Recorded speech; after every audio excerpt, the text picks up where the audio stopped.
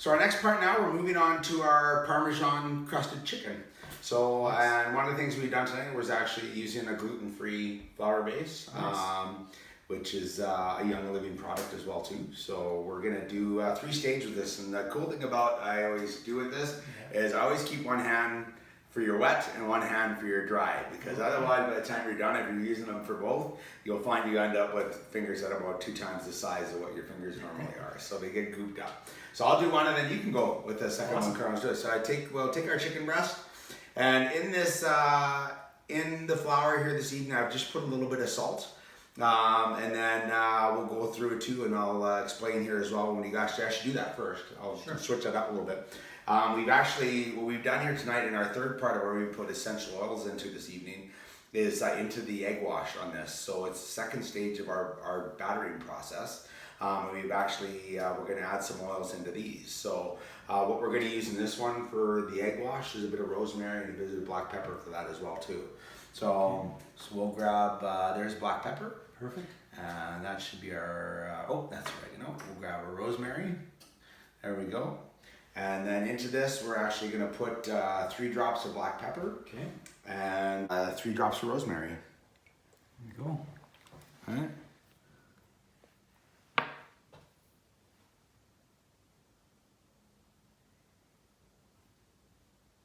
There we go. Okay, and we'll give that a little stir quickly. We'll give that a quick mix up. So we got flour, we got salt, we got our egg wash with essential oils in and our carrier, so that spreads it all around. And then the final part, we've got some panko breading, which is a Japanese style breading. You'll see it quite often in, when you go for sushi, that kind of stuff. And we've actually mixed some of the Parmesan cheese in with this. And then this also comes in a gluten-free version as well too, which is really cool. But we're gonna take and batter these breasts. So we're gonna use the flour first, which will actually help. It sticks right to the skin of the chicken. Let me do that.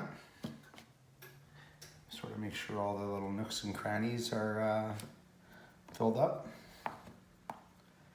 Just like that. And then what we do is we take like this. Give it a little bit of a shake. And we're gonna do that. And then we're gonna switch hands and use our friendly neighborhood. This is my wet hand now. And then we're gonna bring that over and drop it into the panko breading.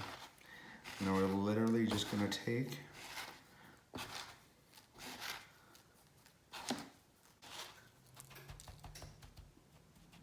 there we go. Pull that out of there. And there we go. We've got a nicely crusted chicken breast. So, Carlin, your turn. Crusted chicken breast. Just always shake a little bit of the excess off. There you go. You got it. Nice.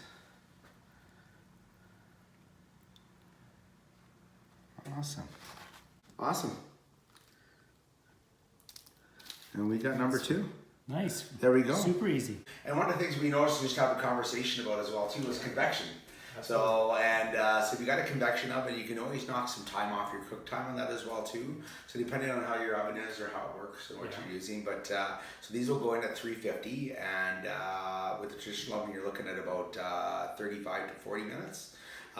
With the convection oven, you can probably break that down more to like 20, 25 minutes. Perfect. So, but I always start with setting my timer about 20 minutes, and then you can always check it from there. Nice. And key thing with chicken, you want it to be about 160 degrees when it's all said and done. So if you got a thermometer, check her out and give her a little bit of a poke, but we'll get the rest of these ready. So now, Mark, we got these all breaded. We do. Now what? Now we're gonna pan fry these.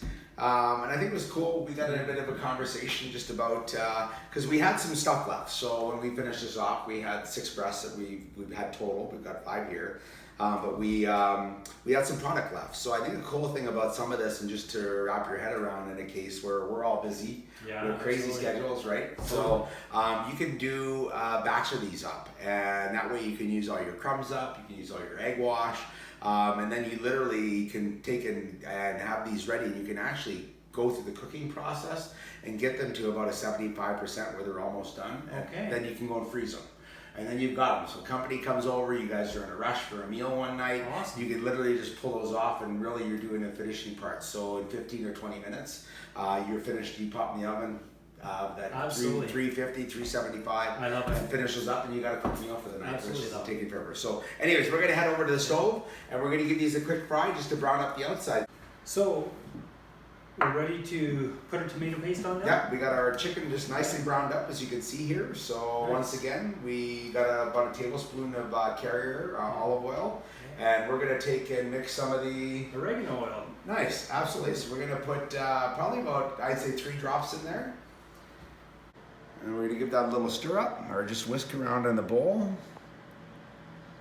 And then we're gonna mix that in with the tomato sauce before we put it on top. Awesome. If you don't have a fork or spoon, you can always just take a little swirl, and then I'm gonna dump, and Carlin's gonna mix in here. There we go. And then we're gonna take and spoon that up on top of the chicken. Awesome. So we just. You got it.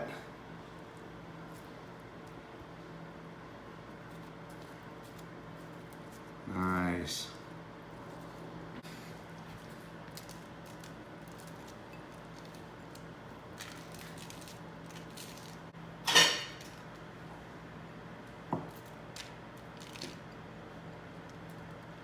All right. And then we're going to pop those into the oven. And we're going to have some tasty dinner coming up here right away.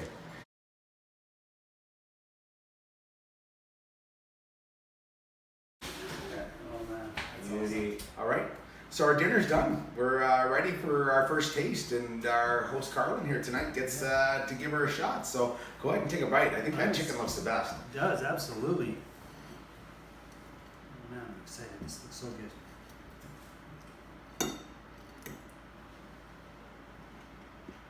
Mmm. Nice. Absolutely. Wonderful. Great recipe.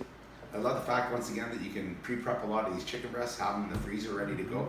So you cook them to about 75%. So you probably get to the point where they're brown, and just the breasts alone, I leave the tomato sauce and stuff off, and you can add those for the finishing part. But get them in the freezer and get them up to about 140, 145 degrees.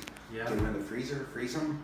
You got them ready to go. And then Sure add can peppers. taste those spices. Yeah, nice. It smells like it. The aroma is amazing. Oh yeah.